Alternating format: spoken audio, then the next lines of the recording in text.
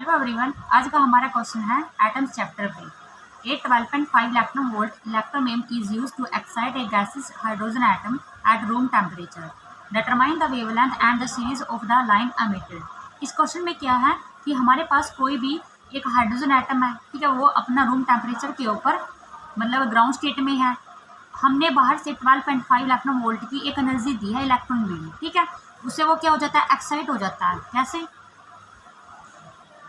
ये ground state में हमारे पास कोई हाइड्रोजन एटम है, ठीक है, बाहर से इलेक्ट्रॉन बीम दे देते हैं हम 12.5 इलेक्ट्रॉन वोल्ट की। अब ये एक्साइट हो जाता है अपनी एक्साइटेड स्टेट में, ठीक है, ये इलेक्ट्रॉन बीम की एनर्जी को अब्जॉर्ब करके किसके अंदर, रूम टेम्परेचर में, ठीक है।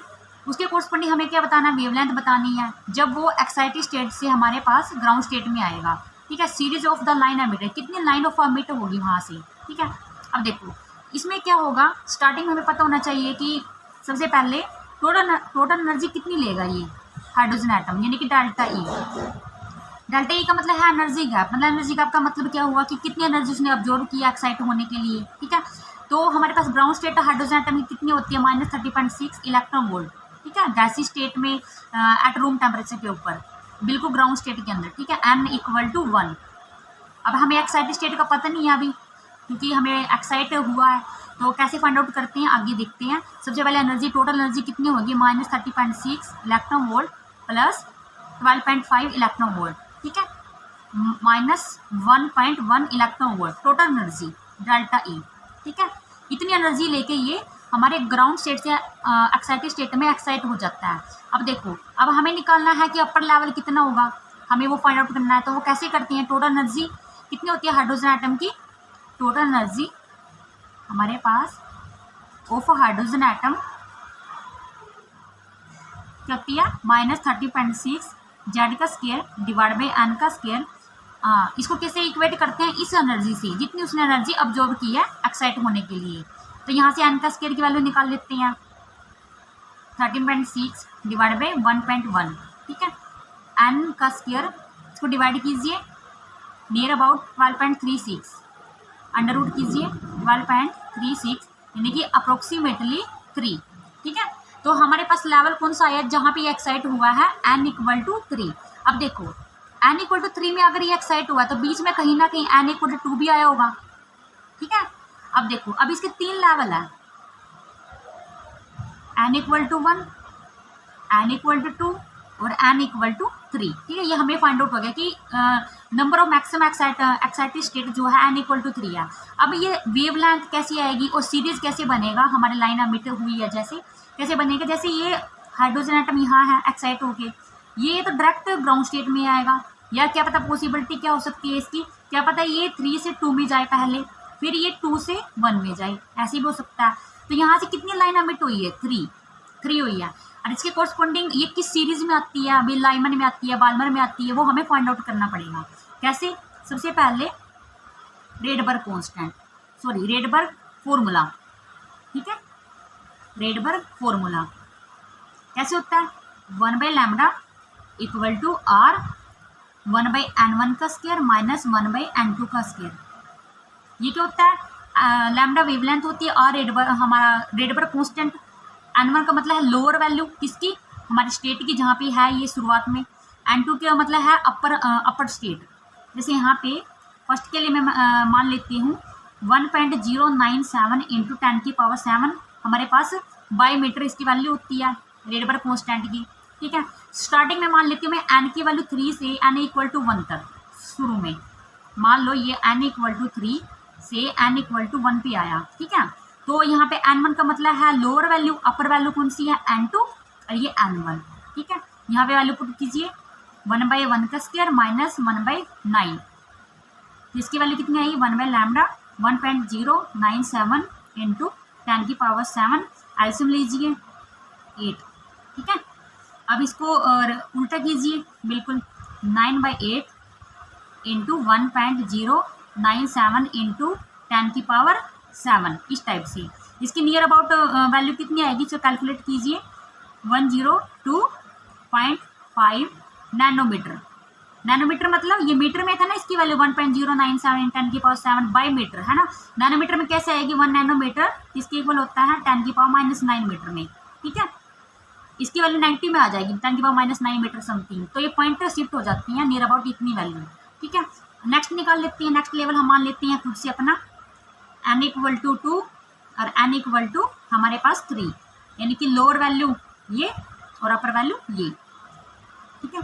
तो 1/λ इक्वल टू r, 1/n1 की वैल्यू कितनी है हमारे यहाँ पे 2, यानी कि 4 - 9, 1.097 इंटू 10 की पावर 7, इनका एलसीएम लीजिए नियर अबाउट 5/36। लैम्डा की वैल्यू क्या आएगी, इसका रिवर्स कीजिए, यानी कि 36 डिवाइड बाई 5 इंटू 1.5 के साथ ही आएगा ना ये वैल्यू, तो 1.097 इंटू 10 की पावर 7, ठीक है। इसको अब जब उल्टा करोगे आप 8 के साथ आएगा ये वाली, देखो 1.097 इंटू 10 की पावर 7, ठीक है। सोल्व कीजिए, इतना ही आंसर आएगा। अब इसको सोल्व कीजिए, नियर अबाउट हमारे पास आंसर कितना आने वाला है इसका 656.33 नैनोमीटर, ठीक है। इससे नेक्स्ट 1/λ इक्वल टू 1.097 इंटू 10 की पावर 7। अब हम क्या लेंगे, lower value n equal to 1 and 2 equal to हमारे पास 2, ठीक है। तो 1/1 का स्क्वायर -4, तो इसकी वैल्यू कितनी आएगी 1.097 इंटू 10 की पावर 7। एलसीएम लीजिए, इसका कितना एलसीएम आएगा इसका 3/4, ठीक है। इसको उल्टा कीजिए, हमारे पास कैसे आएगा 4/3 इंटू 1.097 इंटू 10 की पावर 7। नियर अबाउट कितना आंसर आना है इसका 121.53 नैनोमीटर, ठीक है। अभी तीनों वेवलेंथ आ गई हमारे पास। अब हमें बताना है सीरीज कौन सी बनेगी, ये वेवलेंथ किस सीरीज में एग्जिस्ट करती हैं। अब सबसे पहले देखो मैंने क्या लिया, देखो ध्यान से एक बार, n equal to 1, n equal to 2, ठीक है, n इक्वल टू 3, इसको n ही रखो क्योंकि आप लेवल में चेंज करते हो, ठीक है। अब देखो शुरू में ऐसे, मतलब मान लो 3 से 1 में आ सकती है ये, या फिर ये ऐसे आ सकती है 3 से 2 में, या फिर ये 2 से 1 में, ठीक है। तो अब कौन कौन सी सीरीज में ये एग्जिस्ट करती है, अब हमें पता है n इक्वल टू 3, मान लो अपर लेवल 3 है, तो n इक्वल टू 1 में अगर कोई आती है हमारे पास, कोई भी मतलब हमारे पास कोर्स बनने इसके लाइन अमिट हो रही है, तो ये किस सीरीज में आती है, जब हमारे पास ये लेवल फिक्स होता है, ये लेवल फिक्स होता है n इक्वल टू 1। अगर अपर लेवल हमारे पास 2, 3, 4 इससे ज़्यादा आ सकता है, तो वो कौन सी सीरीज होती है, लाइमन सीरीज, ठीक है, लाइमन सीरीज। नेक्स्ट क्या है, अगर हमारे पास n equal to upper level 1, 2, n equal to 3, ठीक है।